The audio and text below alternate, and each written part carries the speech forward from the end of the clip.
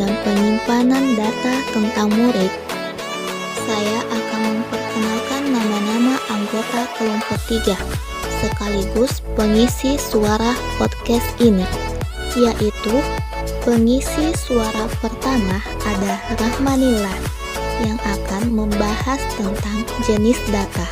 Yang kedua, pengisi suara kedua ada Sri Wahyuni yang akan membahas sumber data. Pengisi suara ketiga, saya sendiri, Nur Hafidah, yang akan membahas tentang pengumpulan data, yaitu tes.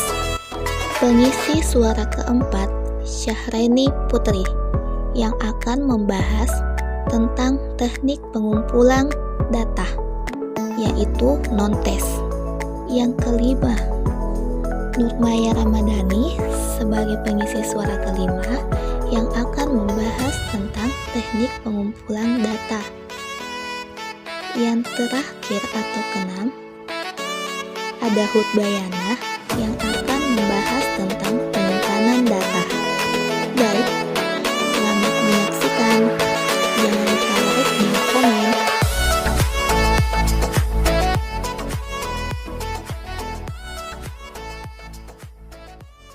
Yang pertama yaitu data pribadi.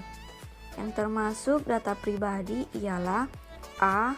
Data tentang pengenalan siswa yang terdiri dari nama, jenis kelamin, tanggal, tempat lahir, dan tempat tinggal. B.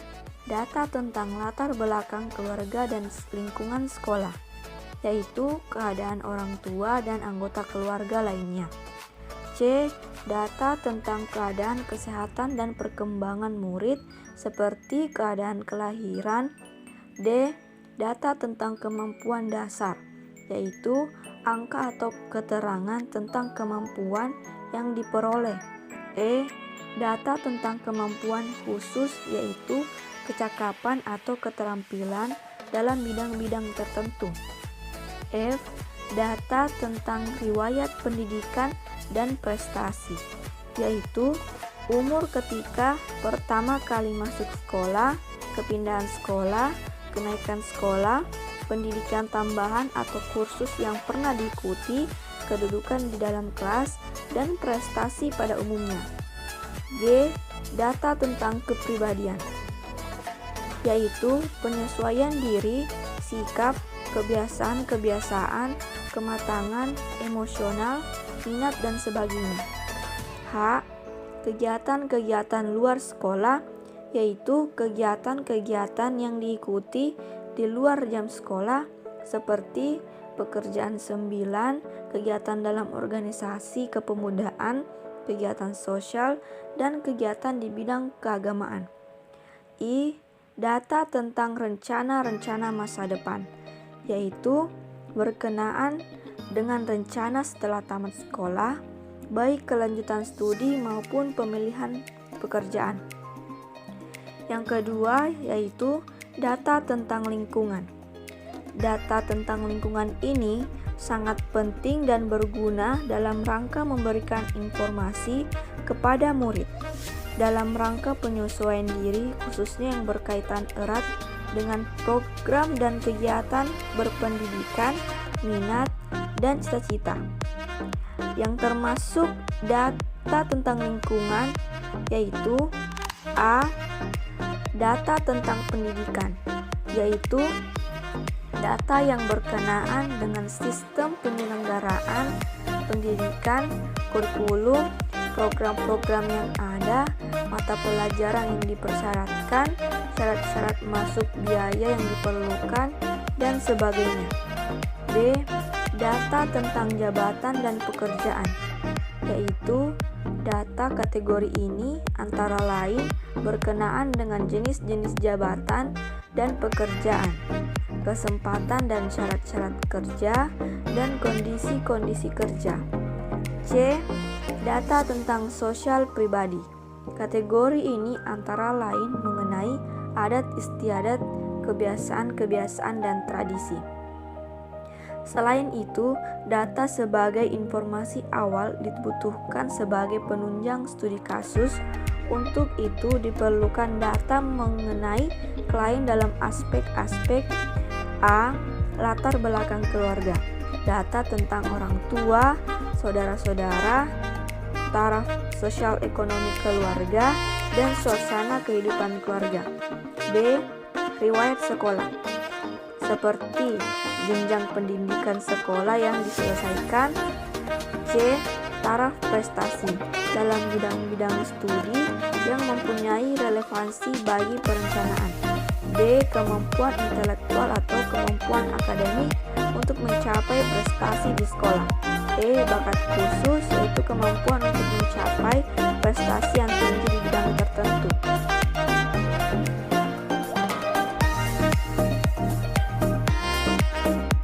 Baik, di sini saya akan menjelaskan tentang sumber data, yang dimana di sini sumber data ialah pihak-pihak yang dapat memberikan keterangan yang diperlukan. Data tentang murid dapat diperoleh langsung dari murid itu sendiri ataupun dari pihak lain. Di sini ada sebuah gambar yang menunjukkan berbagai sumber data dari yang paling langsung sampai yang paling tidak langsung. Sebagai keterangan gambar di atas, yaitu lingkaran nomor 1 ya adalah siswa sendiri sebagai sumber data. Dalam hal ini, data diperoleh langsung dari siswa. Siswa adalah pusat data mengenai dirinya, baik data mengenai kekuatan maupun mengenai kelemahannya. Semua data itu perlu diungkapkan untuk dibuat keputusan-keputusan yang bijaksana berkenaan dengan diri siswa. Yang kedua, lingkaran nomor yang kedua, yaitu dalam hal ini yang menjadi sumber data ialah orang-orang yang paling dekat dan paling banyak bertanggung jawab terhadap murid. Misalnya, orang tua, guru, wali, kelas, konselor, kepala sekolah, dan pihak-pihak lain yang terkait dengan masalah siswa. Status hubungan dan pergaulan mereka sehari-hari dengan siswa memungkinkan mereka dapat lebih banyak mengetahui segala sesuatu tentang siswa. Lingkaran yang ketiga, dalam hal ini, data diambil dari orang-orang yang dekat dengan siswa tetapi tidak langsung bertanggung jawab. Misalnya, teman-temannya dalam kurung yaitu di sekolah dan luar sekolah, pengasuh, anggota, keluarga, guru pada tingkat sebelumnya. Terus lingkaran yang keempat, yaitu data diambil dari orang-orang yang agak jauh hubungannya dengan murid, akan tetapi dapat memberikan keterangan tentang siswa. Misalnya, tetangga, pegawai tata usaha sekolah, dokter, kepala desa, dan sebagainya. Dan yang terakhir, lingkaran yang kelima, yaitu data yang diambil dari lembaga-lembaga yang berada di luar lembaga pendidikan dan rumah tangga yang dapat memberikan keterangan tentang siswa. Misalnya rumah sakit, gereja, kantor polisi, perkumpulan-perkumpulan. Terima kasih.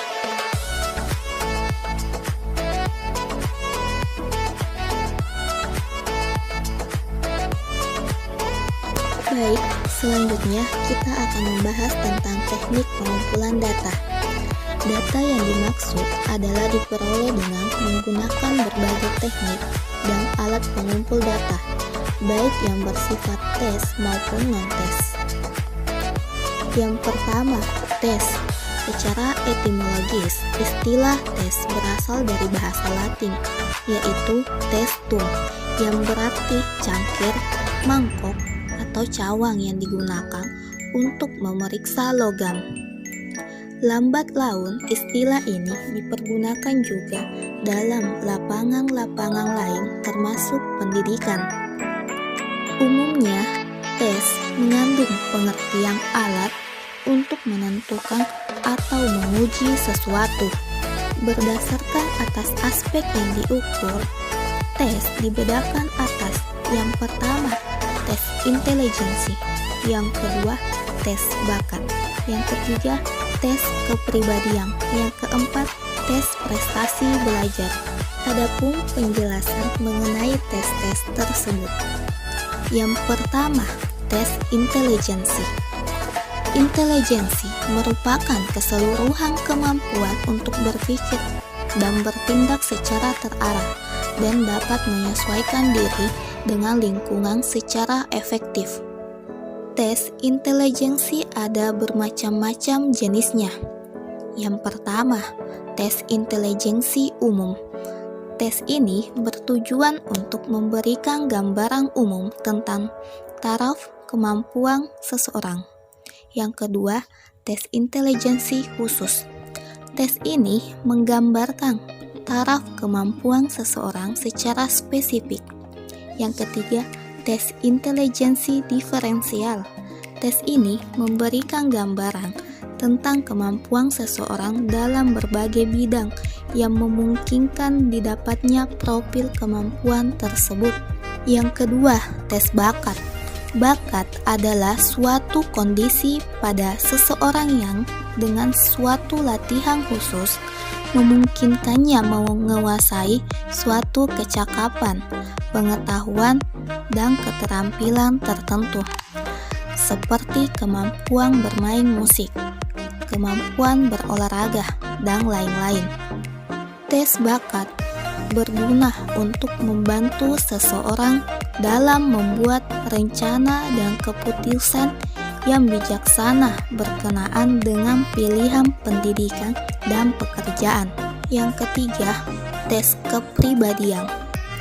Kepribadian adalah organisasi yang dinamis dari sistem-sistem psikopis dalam diri individu yang menentukan penyesuaian-penyesuaian yang unik dengan lingkungan. Kepribadian dapat diukur dengan berbagai cara.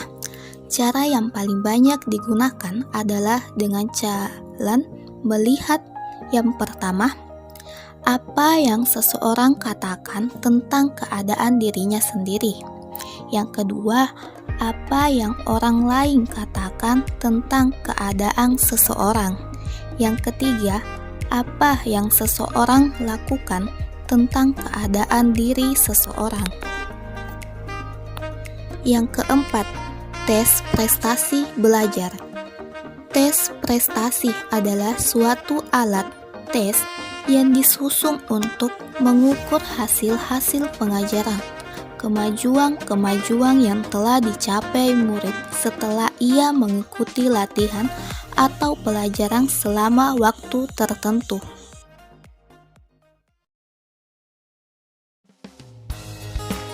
Yang kedua, non-tes. Selain menggunakan tes, pengumpulan data tentang murid dapat juga dilakukan dengan teknik-teknik non-tes seperti observasi, wawancara, angket, sosiometri, riwayat hidup, dan studi kasus. Yang pertama, observasi. Observasi atau pengamatan teknik yaitu teknik atau cara untuk mengamati suatu kejadian atau tingkah laku. Karena sifatnya mengamati, maka alat yang paling pokok dalam teknik ini adalah panca indera penglihatan. Observasi memiliki cara sebagai berikut. Yang pertama, disesuaikan dengan tujuan yang dirumuskan terlebih dahulu. Yang kedua, direncanakan secara sistematis. Yang ketiga, hasilnya dicatat dan diolah sesuai dengan tujuan. Dan yang keempat, perlu diperiksa ketelitiannya. Adapun kelebihan dari observasi, yang pertama, observasi merupakan teknik yang langsung dapat digunakan untuk memperhatikan berbagai gejala tingkah laku murid. Yang kedua, observasi memungkinkan pencatatan yang serempak dengan kejadian yang penting. Yang ketiga, observasi baik sekali digunakan sebagai teknik untuk melengkapi data yang diperoleh dari teknik lain.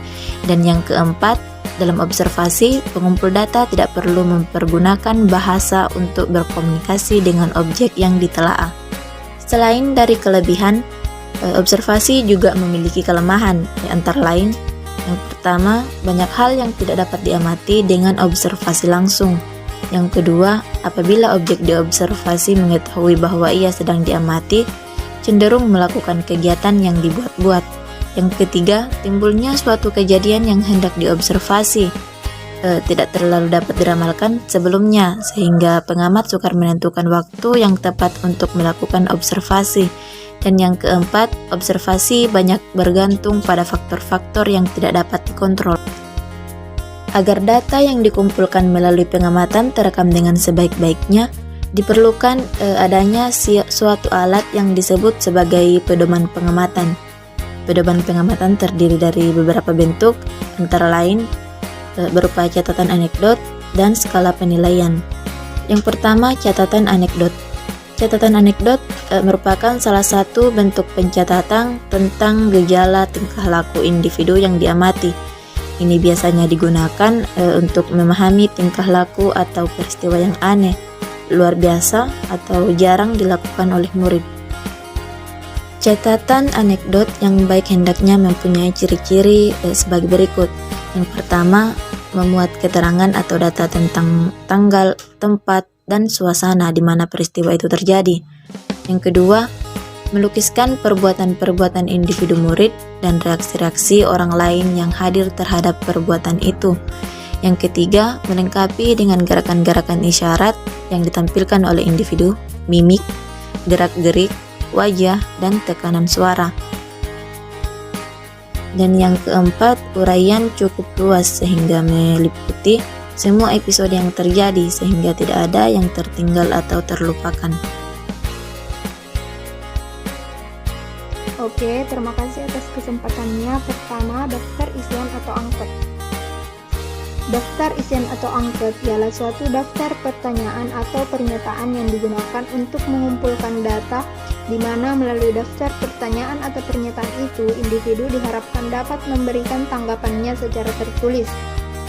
Tanggapan tertulis itu dapat berbentuk pemberian tanda pada jawaban atau tanggapan dengan kata-kata atau kalimat pendek. Dengan demikian, menurut bentuknya, daftar isian dapat dibagi atas daftar isian tertutup dan daftar isian terbuka. Daftar isian tertutup ialah daftar isian yang jawabannya sudah disediakan oleh si pembuat, dan responding atau murid tinggal memilih salah satu atau beberapa di antaranya yang sesuai dengan keadaan daftar isi yang jawabannya tidak ditentukan terlebih dahulu oleh si pembuat. B. Wawancara. Wawancara adalah suatu teknik atau cara pengumpulan data untuk mengadakan pembicaraan atau tanya jawab secara lisan antara orang yang mewawancarai atau pewawancara dengan orang yang diwawancarai atau terwawancara. Wawancara memiliki ciri-ciri tertentu. Dalam wawancara selalu ada dua pihak yang terlibat yang masing-masing mempunyai kedudukan yang berlainan. Pihak satu sebagai pencari keterangan atau data. Sebagai pencari keterangan atau data, pewawancara mengajukan pertanyaan-pertanyaan, menilai jawaban-jawaban, meminta penjelasan, mengadakan parafrase, mencatat atau mengingat jawaban serta menggali keterangan secara lebih mendalam. Di pihak lain, si terwawancara berusaha menjawab pertanyaan-pertanyaan dan memberikan penjelasan-penjelasan yang dibutuhkan. Adanya dua pihak yang mempunyai kedudukan yang berlainan itu merupakan ciri dari wawancara. Berbeda dengan pembicaraan biasa, hubungan antara pewawancara dengan si terwawancara biasanya tidak bersifat sepihak melainkan umpan balik. Agar wawancara dapat berlangsung dengan baik dan mencapai hasil yang diharapkan, perlu dipertimbangkan hal-hal sebagai berikut. Pertama, pewawancara hendaknya memberikan kesempatan yang luas kepada orang yang diwawancarai untuk mengemukakan pendapat atau pandangan-pandangannya. Kedua, pewawancara hendaknya tidak menggunakan hanya satu pola untuk mendapatkan keterangan yang mungkin sudah terstruktur menurut bentuk tertentu. Sebaliknya, pola pertanyaan itu bervariasi dari seorang individu ke individu lain. Ketiga, pewawancara hendaknya berusaha menghindari diri dari kecenderungan untuk berbicara terlalu banyak dan harus berusaha mendengarkan dengan sebaik-baiknya keterangan yang diberikan oleh si terwawancara. Hal ini tercermin dalam sikapnya yang hangat, pesimis, dan sungguh-sungguh. Pewawancara yang belum cukup berpengalaman seringkali kehilangan hal-hal yang akan ditanyakan atau terbawa arus selama wawancara berlangsung. Agar hal tersebut tidak terjadi, maka diperlukan adanya suatu pedoman yang disebut pedoman wawancara. Di samping untuk menghindari hal-hal seperti di atas, Pedoman wawancara juga berguna untuk memungkinkan wawancara dapat berlangsung secara efisien dan terarah. Pedoman wawancara yang baik memuat tentang semua hal yang perlu diketahui, tetapi tidak terlalu rinci. Hal yang lebih rinci itu sebaiknya digunakan sebagai pengembangan pokok persoalan yang ingin dilacak lebih jauh dan dikembangkan dalam suasana wawancara. Ketiga, atau bagian C, sosiometri.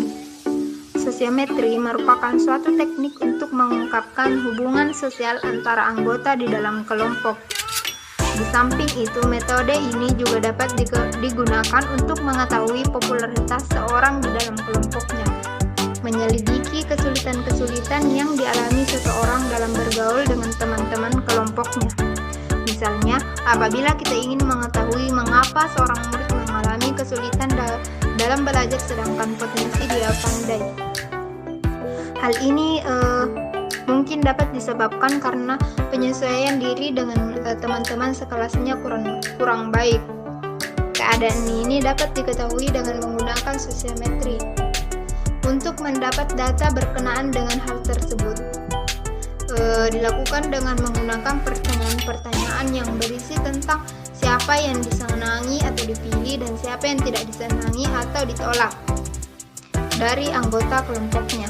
Daftar pertanyaan yang digunakan untuk mendapat data tersebut dinamakan angket sosiometri.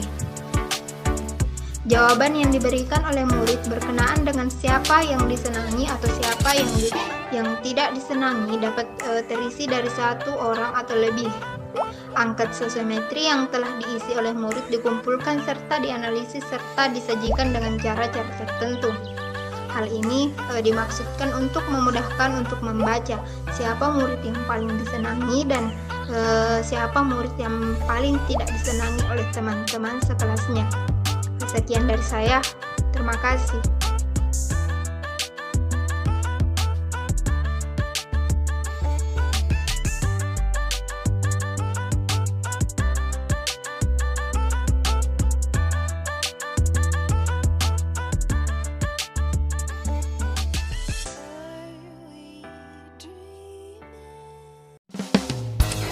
Baik, di sini saya akan menjelaskan bagian D, riwayat hidup. Setiap siswa memiliki liku-liku yang unik dan berbeda antara yang satu dengan yang lainnya. Sebagian besar dari liku-liku hidupnya hanya diketahui oleh dirinya sendiri.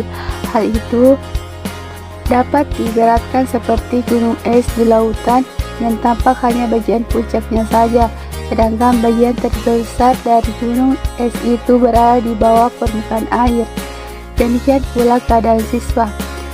Orang hanya dapat melihat dan mengetahui sebagian kecil saja dari kehidupan siswa itu. Bagian yang lainnya harus diungkapkan. Pengungkapan itu dilakukan dengan jalan menyuruh siswa membuat keterangan tentang kehidupannya yang disebut riwayat hidup atau biografi. Ada dua bentuk riwayat hidup, yaitu riwayat hidup bertekstur dan riwayat hidup tidak tertekstur. 1. Riwayat hidup tertekstur. Riwayat hidup ini ditulis menurut kerangka atau struktur tertentu. Struktur ini telah ditentukan terlebih dahulu. Misalnya, siswa disuruh menulis karangan tentang dirinya dengan ketentuan bahwa karangan ini harus memuat keterangan tentang latar belakang keluarganya, hubungan dengan orang lain, minatnya, kesukaan dan ketidaksukaannya, rencana-rencana dan penghayatan sehubungan dengan kehidupan di masa yang akan datang, dan orang-orang yang berperan dalam kehidupan pribadinya. 2. Riwayat hidup tidak tertekstur. Riwayat hidup ini ditulis secara bebas. Dalam riwayat hidup seperti ini, penulisannya bebas mengemukakan hal-hal tentang dirinya tanpa harus terikat pada aturan-aturan atau struktur tertentu. Baik, selanjutnya saya akan menjelaskan bagian studi kasus. Studi kasus merupakan suatu metode yang komprehensif yang digunakan untuk mengungkapkan data tentang individu. Ia menyajikan gambaran yang menyeluruh tentang totalitas kepribadian dengan mengadakan suatu studi yang panjang lebar tentang pengembangan seseorang serta hubungan keadaan dirinya. Sekarang, informasi diperoleh dari semua sumber yang dapat dipercaya, seperti kumulatif, pengamatan, wawancara, riwayat hidup, tes, berbagai laporan diri, tanggapan guru, dan catatan lainnya yang dibuat oleh sekolah. Informasi ini juga mengandung penafsiran, rekomendasi, tindakan, dan kemungkinan tidak lanjut yang diambil untuk meninjau perkembangan dan penyesuaian siswa.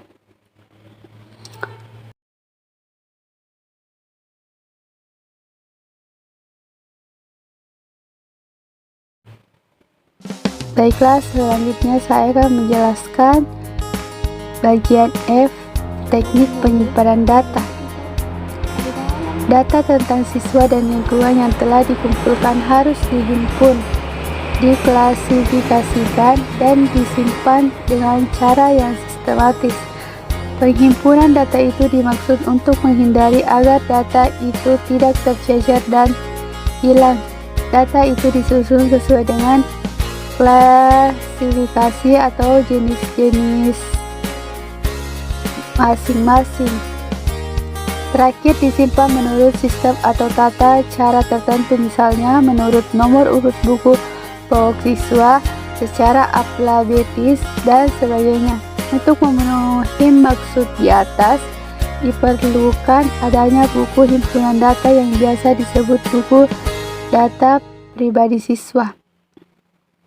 Buku data pribadi siswa ini diisi sejak anak memasuki sekolah dasar dan dilanjutkan terus pada kelas-kelas lainnya. Buku ini menyertai siswa yang bersangkutan setiap ada mutasi dari kelas dan dari sekolah-sekolah. Data tentang siswa dimasukkan ke dalam buku data pribadinya sesuai dengan jenis masing-masing.